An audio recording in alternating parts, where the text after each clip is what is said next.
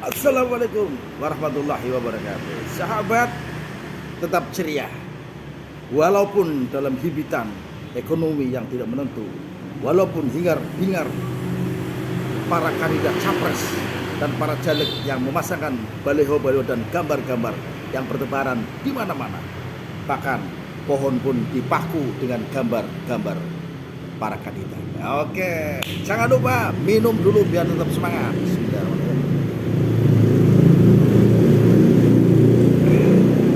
Alhamdulillahirrahmanirrahim. Nikmat mana lagi yang kau dustakan? Sahabat, ada makanan khas daerah. Kalau di Tegal itu ada yang namanya soto, ya, terkenal dengan soto talang atau soto pasar jenggol. Kemudian ada lagi kupat blengong, di mana sentra masyarakat setempat penduduknya rata-rata membuat kupat dengan campuran blengong. Apa itu blengong? Perpaduan antara endog dan bebek disebut blengong. Ada juga kupat gelebet. Kalau blengong terkenal di daerah Pesurungan, kupat gelebet terkenal di daerah Randu Gunting. Nah, sekarang ada kupat bongkok. Mengapa disebut kupat bongkok? Bongkok itu nama daerah di Tegal, wilayahnya tepatnya di Kecamatan Keramat atau Kabupaten Tegal. Tapi rata-rata penduduknya berjualan di seputar Tegal dan sekitarnya. Ada di Muarreja, Tegal Sari. Saya kecil selalu sebelum berangkat sekolah diberi sarapan namanya kupat bongkok. Kupat dalam bahasa Jawa artinya ngaku lepat. Saya bersalah. Begitu barangkali filosofinya, sehingga meskipun dalam usia sepuh tetap mengakui kesalahannya. Ya, kupat bongkok, ngaku lepat. Mumpung ngaku lepat, endah pada kapok. Kupat bongkok. Untuk sahabat-sahabat semua, silakan ya, Anda akan memilih capresnya siapa, saya tidak mengarahkan. Tapi yang jelas ada 3 kandidat. 3 kandidat ini yang sudah ramai dibicarakan. Ada Mas Anies, Mas Prabowo, dan Mas Ganjar. Silakan Ganjar, Anies, Prabowo, silakan Anda memilih, terserah hati nurani. Ada yang mengatakan tebar pesona dengan bagi-bagi rupiah, nggak masalah, tanpa nih itu berbagi sedekah, ya itu niatnya barangkali. Tapi pilihan tetap ada pada hati sahabat-sahabat semua. Tentunya di era demokrasi ini Anda tidak merasa tertekan, ya, karena ya sudah lama lah kita dijajah, hampir berapa puluh tahun, dijajah Inggris, Belanda, bahkan Jepang. Ketika para penjajah pergi, kita masih dijajah oleh Indonesia. Saya ingat syairnya Wiji Tutul, Belanda sudah pergi, yang judulnya sepotong roti itu. Meski kita sudah dijajah lama, Belanda sudah pergi, tapi kita masih dijajah oleh Indonesia. Dijajah oleh apa? Beras kemarin naik sampai 14.000. Ya, istri mengeluh, Pak, berasnya habis, minta duitnya. Beras kemarin 9.000, sekarang naik 14.000. Ini bagaimana swasembada pangan? Bagaimana lumbung padinya? Pak, izin kapal sekarang susah. Ada PIT, penangkapan ikan terukur. Jadi dulu namanya PHP, pungutan hasil perikanan, dibayar sebelum berangkat.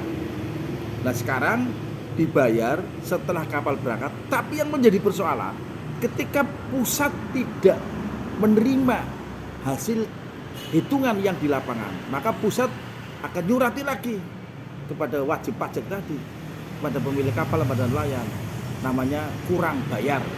Oh, berarti pusat tidak percaya. Nah, kalau begitu tidak usah deh adanya petugas yang di lapangan, karena ini akan membebankan terhadap nelayan. Jadi saya minta dengan hormat, penentu kebijakan, tolonglah yang di lapangan dibuangkan saja, karena tidak percaya. Salah satu contoh, saya korbannya, sudah bayar 50 juta sekian, begitu kapal mau berangkat dikenakan hampir 40 juta, 39 sekian. Artinya pemerintah pusat tidak percaya terhadap petugas yang ada di lapangan. Mestinya harus percaya dong. Kalau kalkulasinya ini terus menerus, berarti KKP menindas rakyat nelayan. Saya tegaskan, KKP menindas terhadap pegawai yang di lapangan. KKP tidak percaya terhadap pegawai yang di lapangan, KKP selalu curiga terhadap petugas di lapangan. Lalu ini apa-apaan? Sementara mereka juga dibayar. Kasihan mereka, para pekerja yang di lapangan. Tugas PT, penangkapan ikan terukur. Membuat kendala. Begitu kapal mau berangkat, kenakan lagi. Kalau tidak bayar, tidak keluar surat pemberitahuan berlayar. Ini apa-apaan? Jadi saya minta tolong, mohon kepada penentu kebijakan untuk direvisi, dievaluasi ulang. Kalau sekiranya pusat tidak percaya terhadap petugas lapangan, maka tidak usah diadakan petugas lapangan. Dan kami nanti akan keberatan. Pasti akan terjadi kurang tambah, istilahnya itu. Saya sudah koordinasi dengan kepala pelabuhan Kalabu. Dia hanya menjalankan perintah dari pusat. Saya punya petugas penentunya kebijakan dari pusat. Kalau pusat mengira penghitungan dan pada saat diverifikasi ulang ternyata masih kurang, maka pusat akan memberikan tagihan pajak berikutnya. Ya, ini apa-apa lagi ini. Berarti kemarin kena hampir 90 jutaan sekian. Oke sahabat pemirsa, inilah carut-marut kehidupan yang belum tentu pasti.